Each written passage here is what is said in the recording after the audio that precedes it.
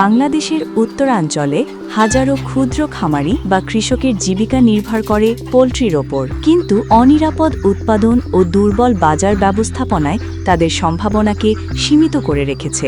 এই চ্যালেঞ্জ মোকাবেলায় RDRS Bangladesh PKSF এর পরামর্শ ও সহযোগিতায় শুরু করে নিরাপদ পোল্ট্রি ও পোল্ট্রি পণ্যের বাজার ব্যবস্থা উন্নয়ন প্রকল্প।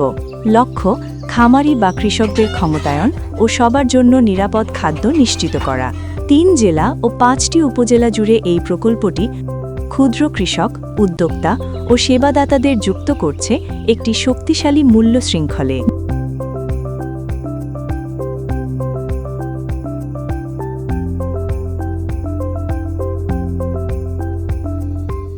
RDS বাংলাদেশকে অনেক ধন্যবাদ আমাদের উন্নত মুরগি পালনের প্রশিক্ষণ দেওয়ার জন্য। ভ্যাকসিন দিচ্ছি ঠিক মতো। আগে যেমন মুরগি মারা যেত, এখন আর অমন মুরগি মারা যাচ্ছে না।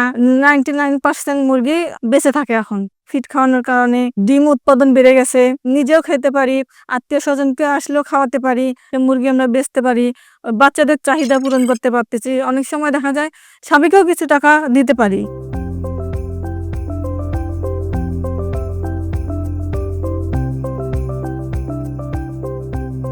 RDRS থেকে আমি প্রশিক্ষণ পাচ্ছি, হাঁস মুরগি ভ্যাকসিন দেই। গ্রামে গ্রামে যাই, ভ্যাকসিনের ক্যাম্প বসানোর পরে ওরা আসে হাঁস মুরগি ধরে, আমি ভ্যাকসিন দেই। দেওয়ার পরে ওদের মুরগি আর কি মরে না, হাঁস মুরগি রোগ বালাই খুব কম হয়।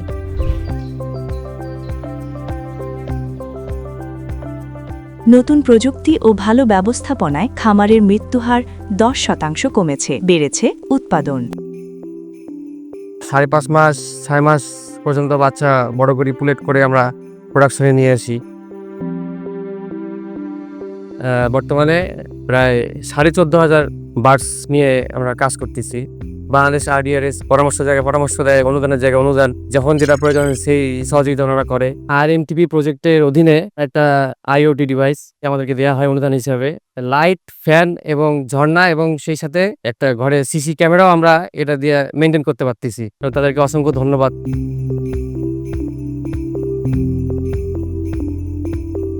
আমার এই ল্যাবের নাম হচ্ছে এনআর এগ্রো ল্যাব।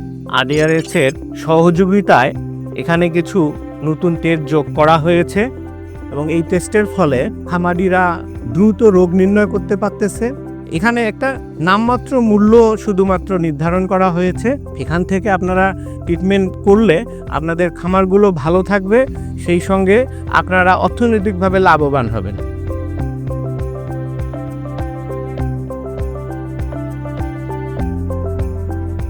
উৎপাদন ব্যবস্থাপনার বাইরে গিয়ে RMTP তৈরি করেছে টেকসই ও উন্নত বাজার ব্যবস্থাপনা।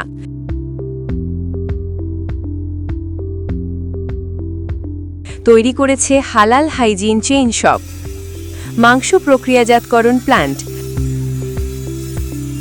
ফলে গ্রামীণ খামার থেকে এখন ক্ষুদ্র খামারি বা কৃষকরাও জাতীয় বাজারে পৌঁছাতে পারছে।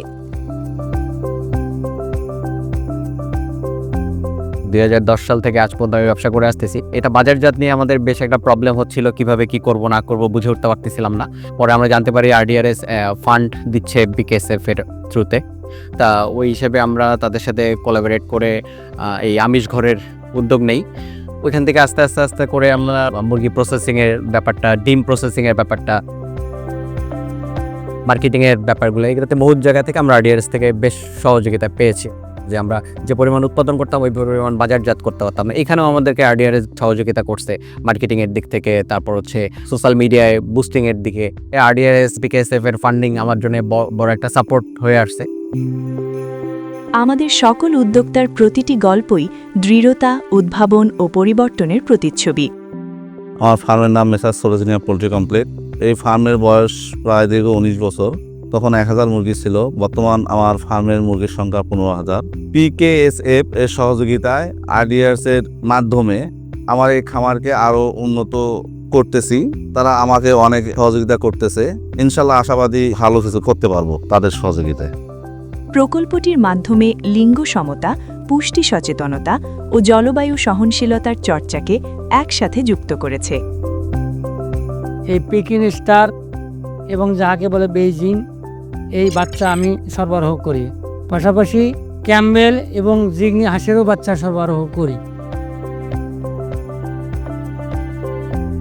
এখন আমি বেইজিংয়ের বাচ্চা বের করি, ক্যাম্বেলের বাচ্চা বের করি, পাশাপাশি একজন আমি খামারি, একমাত্র RDRS PKSF সহযোগিতায়।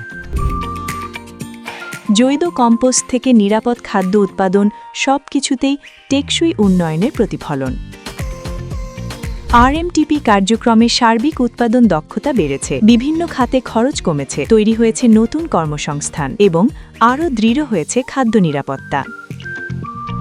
নিরাপদ পোল্ট্রি ব্যবস্থাপনা শুধু খাদ্যের নয়, টেকসই জীবনেরও প্রতিশ্রুতি।